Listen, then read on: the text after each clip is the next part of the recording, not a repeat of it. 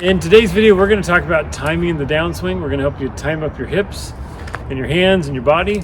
And when all of that works together, you're going to start to create more power. You're going to be more consistent. It's all going to work together. And if you're brand new to our channel, we ask you to subscribe. If you're already one of our viewers, give us a thumbs up if you enjoy this content today. And then, of course, at the end of this video, I'm going to do just a little brief recap of what I've been doing to practice to get ready for the US Open. If you've been watching the channel, or if you haven't, that's basically one of my goals coming up, is to try to qualify for the US Open. So I'm going to give little updates on how I've been practicing and what I've been doing, and I'll talk about that at the end of the video. But go ahead and stay tuned. We're going to talk about how to get our timing better to help hit the ball farther.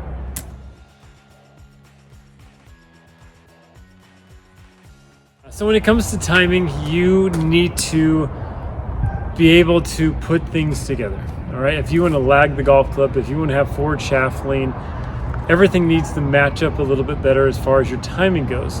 If those things are off, you can either get trapped, you can swing over the top. If you release it early because your timing's wrong, the ball rolls up the face, it doesn't go as far. Basically, the timing is everything that puts you into the best part of your game. That's why a lot of us don't have a whole lot of time to practice. So the simpler the swing, of course, the easier it is to have timing. But I'm just going to give you some tips on how you can get everything to move together or move separately.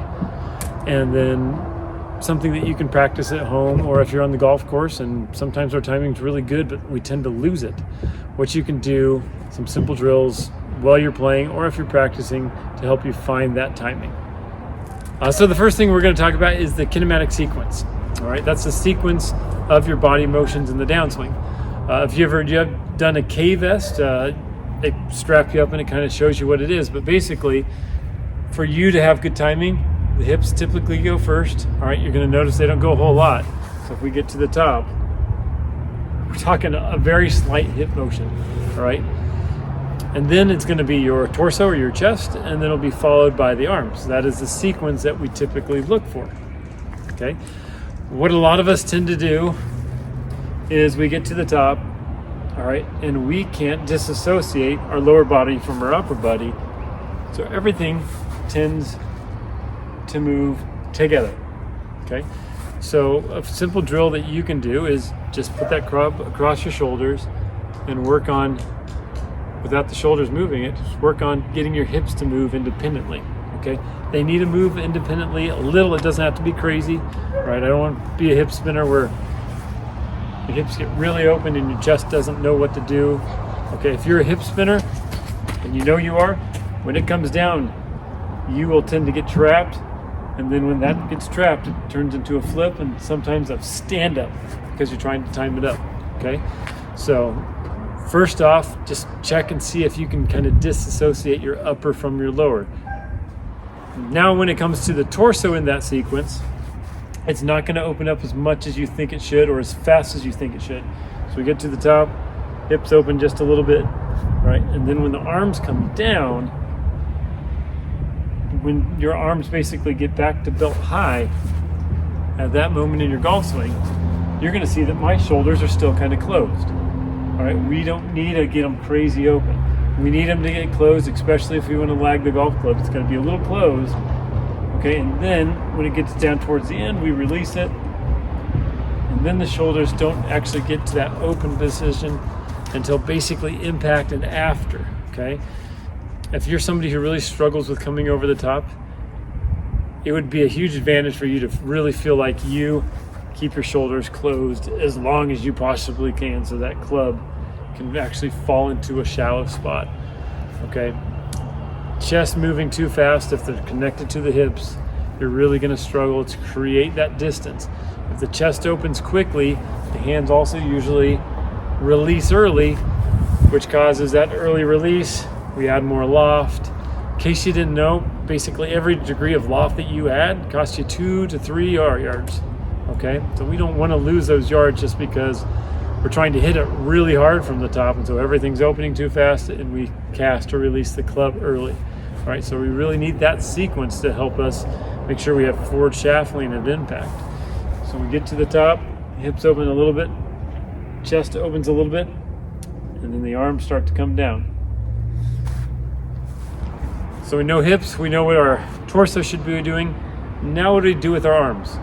So a lot of people, when they get to the top of their backswing, everything's kind of connected. Their left arm is basically stuck to their chest, right? So they push it across their body because they're trying to get a bigger backswing, and then everything kind of comes down together. So one of the things that's going to help you with the sequence is basically your idea is your arm only gets to go that far across your chest. Okay, so when it gets back to what I call position 3, it should feel like it's in front of the sternum, right? And then as the hips open, chest opens, club drops back in front of the sternum. We need the hands to break away from your body if you want to create more speed. If it's stuck to your body, you're not going to create any speed. You'll tend to actually release the club early, and once again, it'll kill your ball striking and your distance. So practice getting to the top, hips just a little bit. Gosh, just make it a little bit. If you're somebody who really opens fast, just feel like they don't open at all, okay? And then the chest opens, our second part, and then the hands pull down or break away from your chest to help you grant just a little bit more speed into it, okay? So if that sequence, if you can really match it up, hips, torso, and then your arms, you'll tend to lag the club better, have more forward shaft lean. You will create more power without having to try as hard. So basically, think about that sequence in your golf swing. Try to practice it, what it feels like. Don't get too active with the hips. Don't try to rip open with the chest, okay? Start slow. As you build up, it will become easier, okay? So if you're just somebody who really struggles and you're just like, man, I swing super hard, I'm really laboring to hit this ball a long ways, but it's not going anywhere, slow it all down. Focus on that. Focus on when you're to the top, hips barely open, chest opens a little bit, but the hands really drive down. If you can really feel like your hands get way down without your hips and your chest opening a lot, I guarantee you're going to hit the ball a lot better. So now comes the drill. What do we do to kind of help us? If I get it kind of out of sorts when I'm playing in a tournament, I break it down and make it very small, very simple. So I just work on taking the club to here, and then I just feel like everything starts to move together. So I just take small swings, just trying to get everything to feel like it times up very well. I tend to get a little fast with my hips, and so I just need to feel like that club drops really back down in front of me. I got that little forward shaft lean, hips aren't open too much. Right, and it just makes it a whole lot simpler for me to time things up.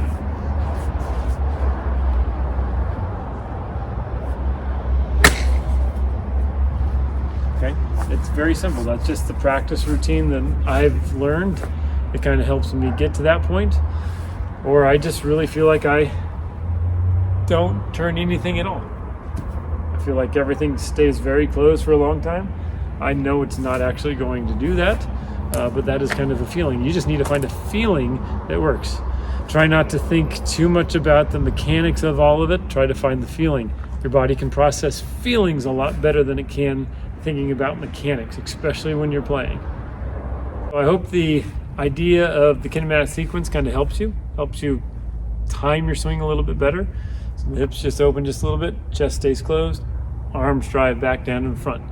All right, just don't get too stuck. If your arms are driving down and your chest and everything isn't opening too fast, I guarantee you're going to start shallowing the club more often. You'll hit those draws, you'll start to have more forward shaft lean at impact, and everything will go better. Now a little short update about practicing. I practiced 3 times last week. That was about it.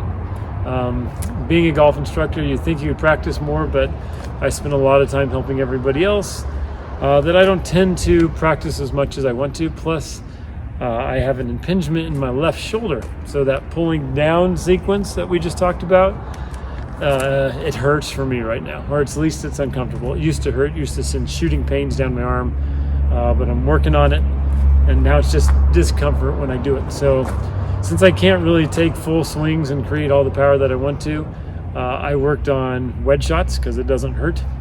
All right, that's where you're really going to score, especially on par fives. I want to make birdies to offset, hopefully not too many bogeys. And if it's a short par four, I want to hit a wedge close so I can make that putt. I worked on putting for about 30 minutes, which is the most I've worked on it in a few years, and short game for a few minutes. My short game, my putting is always really good, so I don't worry about that too much. A little bit about my game. Short game's good, putting's good, irons are strength, driver is not.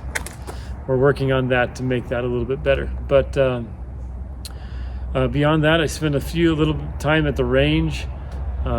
When you are practicing, if you're doing something, try to stay away from mats because that can cause issues. It tends to spin more off of mats. But that's my short update about how I've been practicing. Hopefully this week the shoulder feels good and I can put a little bit more time into it. We'll kind of see what happens that way. Otherwise, I'll just keep on working on short game, make it as sharp as I possibly can. Because even if I have a bad ball striking day, it can be made up for from that 100 yards in and being a good putter. So thanks for watching today if you made it this far, and subscribe if you haven't already done so.